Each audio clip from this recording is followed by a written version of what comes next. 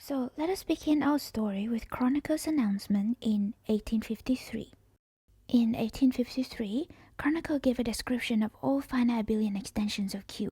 He claims that every finite abelian extension of Q lies in some cyclotomic field. Kronecker's proof, though, wasn't complete, and the first accepted proof was Weber's. It turns out, though, that Weber's proof wasn't correct either. There was an error that went unnoticed for 90 years. The first correct proof was by Hilbert. The key idea in Hilbert's proof is as follows. So, given a finite abelian extension L of Q, Hilbert used high ramification group to create a chain of subfields Fi of L and cyclotomic extensions of these Fi such that we have the following increasing chain of fields. Hilbert then ensures that the ramification in this Fn over Q actually gets smaller. So then eventually at some point Fn over Q has to be unramified. But Q has no proper unramified extension, so that means that Fn must be equal to Q. And thus, L must lie inside some cyclotomic extension of Q. So that was Hilbert's proof of Kronecker and Weber. Now, Kronecker-Weber theorem describes all the abelian extensions of Q. The natural next step is to find all abelian extensions of quadratic extensions of Q. That was what Kronecker called his Jugendtraum, i.e., the dream of his youth. Now, just as how abelian extensions of Q can be obtained by adjoining special values of the exponential function, Kronecker believes that we can obtain all finite abelian extensions of an imaginary quadratic number field by adjoining special values of automorphic functions. A particular case of this is the extensions of Qi. Now, Abel was able to construct abelian extensions of Qi using the Leibniz-Gates function.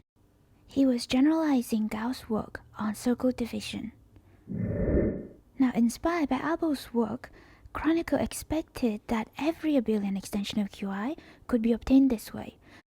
In other words, every abelian extension of Qi could be obtained by adjoining some special values of the Leibniz-Gate function. Actually, Kronecker himself constructed a very interesting class of Galois extension of imaginary quadratic number field.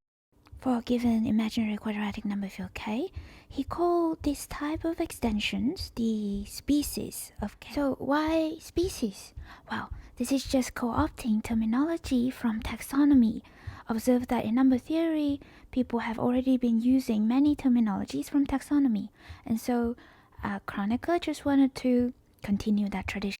Well, too bad though, nowadays no one says species anymore. These days, instead of species, we say Hilbert class fields. Okay, so what is the species of K? Well, it's going to be an extension of K obtained by adjoining some special value of this J function. So let us explain. Now, the ring of integer of any imaginary quadratic number fields is gonna form a lattice in the complex plane. So such a lattice is always gonna be equivalent to a unique lattice of this form, i.e. a lattice generated by 1 and some tau in the upper half plane. And then we can define a special function j. If we adjoin the value of j at tau to k, we get a very special Galois extension of k called the species of k.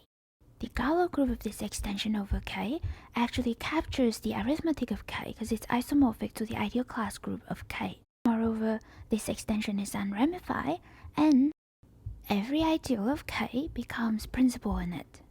So why would this Galois group have anything to do with the ideal class group? So let us just give you a quick preview of this map. Now, any element of this Galois group is uniquely determined by where it sends this j tau, right? Now, it turns out that j tau is actually algebraic over K. So each element of this Galois group must send j tau to a conjugate of j tau. Now, what is even more interesting is that if this j tau 1, j tau n are conjugates of j tau, then the lattice corresponding to tau I actually represent distinct ideal classes in the ideal class group of K. Thus, we can define a map from the ideal class group of K to the Galois group of k j tau over k as follows. So say we have a class in this ideal class group represented by this fractional ideal I. Well, then the product of I with the fractional ideal corresponding to the letters generated by 1 and tau is gonna be another fractional ideal corresponding to a letters generated by some tau prime. So then we can send I, or more precisely the class of I, to the element of the Galois group mapping j tau to j tau prime. Okay, so that was one motivation for class field theory. Class field theory was built in an attempt to describe all abelian extensions of a quadratic number field. Next up, we're gonna talk about another angle, another theme of class field theory, namely density of primes.